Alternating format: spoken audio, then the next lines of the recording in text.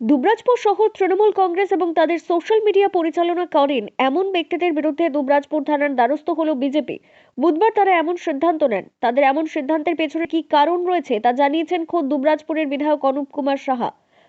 আসলে দুবরাজপুরের বনহরি গ্রামে বিজেপির যুব আড্ডা কর্মসূচিতে বিধায়ক অনুপ কুমার সাহা বক্তব্য রাখছেন।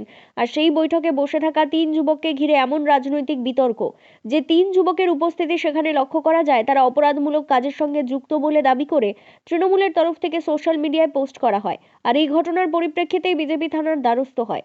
বিধায়ক জানিয়েছেন তিনি ওই কর্মসূচিতে আমন্ত্রিত ছিলেন। এখানে কে বা কারা উপস্থিত ছিলেন তা তার জানার বিষয় নয়। এমন পরিস্থিতিতে ওই 3 জনের ছবি সোশ্যাল মিডিয়ায় পোস্ট করে তাকে কালিমালিপ্ত করার পরিকল্পনা মোতাবেক এমন কাজ করা হয়েছে।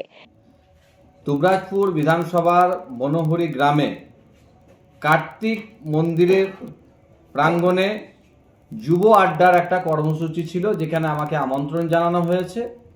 সেই কর্মসূচিতে উপস্থিত ছিলাম এবং গ্রামের বহু যুবকরা সেখানে উপস্থিত ছিলেন।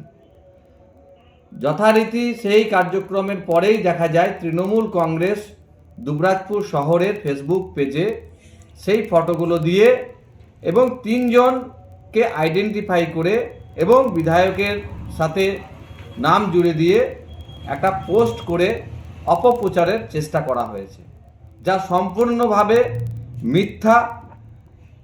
আমাদেরকে কালিমালিপ্ত করার জন্য এই কাজ তৃণমূল কংগ্রেস করেছে। এর পাশাপাশি বিজেপির দুবরাজপুর মণ্ডল সভাপতি শম্ভুনাথ ব্যানার্জি জানিয়েছেন, মণ্ডলের সকলকে চেনা সম্ভব নয়। আর যদি তারা সত্যিই অপরাধী তাহলে তারা কেন বাইরে রয়েছে? তৃণমূলের শহরের পেজ থেকে, ফেসবুকের পেজ থেকে একটা মিথ্যে আমাদের বিধায়ককে মিথ্যে ব্লেম দেওয়া হয় যে এই 3 জন সাইবার ক্রাইম করে, তাদের সঙ্গে বিধায়ক জড়িত, বিধায়ক মদত দেয়। আমরা এর বিরুদ্ধে একটা প্রতিবাদ করি এবং থানায় যেয়ে লিখিত দিই যাতে এর ব্যবস্থা করা হয়। এই ফেসবুক পেজে যারা পোস্ট করেছে তাদের বিরুদ্ধে আইনানুগ ব্যবস্থা নেওয়া হয়। দেখুন, একটা মণ্ডল সভাপতির পক্ষে গোটা মণ্ডলের সব মানুষকে চেনা সম্ভব নয়। আমাদের কোনো একটা সভা হবে, সেই সভায় কত রকম লোক আসবে। আমরা যেমন ভালো, আমরা কিন্তু সবাইকে ভালো চোখে দেখি, আমরা ভালোই দেখি। তো আমরা তাদেরকে দেখে ভালোই ভেবেছিলাম তারা এসেছিল। তারা খারাপ নাকি প্রশাসন জানে। আর যদি তৃণমূলের লোকরা জানে ওরা খারাপ, তাহলে এতদিন বাইরে কেন? তাহলে কি তারা ওদের কাছ থেকে কার্ড মানি নেয়? অন্যদিকে ঘটনার পরিপ্রেক্ষিতে তৃণমূলের দুবরাজপুর শহর সভাপতি স্বরূপ আচার্য জানিয়েছেন, তাদের আইটি সেল যা পোস্ট করেছে যথাযথ পোস্ট করেছে। তারা বোঝাতে চাইছেন এখানকার বিধায়ক কাদের নিয়ে চলে। আমরা জনগণকে একটা কথা বোঝানোর চেষ্টা করেছি যে দেখুন, আমাদের বর্তমান বিধায়কের সঙ্গী সাথী কারা, কাদেরকে নিয়ে উনি চলছেন। আমার আইটি সেল যেটা পোস্ট করেছে যথাযথ পোস্ট করেছে। ওখানে অনেকেরই ক্রিমিনাল ব্যাকগ্রাউন্ড রয়েছে, যাদের নামে বিভিন্ন ধরনের কেস রয়েছে দুবরাজপুর থানায় এবং দুবরাজপুর আদালতে, এবং সেই কথাটি বলা হয়েছে। তাতে যদি বিধায়কের মনে হয় যে আমরা মিথ্যা বলেছি, উনি তার দুবরাজপুর থানাতে অভিযোগ করেছেন, আমাদের থানার প্রতি আমার আস্থা আছে, তারা যথাযোগ্য তদন্ত করে দেখবেন যে আমরা মিথ্যা বলেছি কিনা। আমাদের যেটা বলার জায়গা, আমরা বারবার বলছি, আপনি আপনার সঙ্গী কেমন তা দিয়ে আপনাকে চেনা যায়।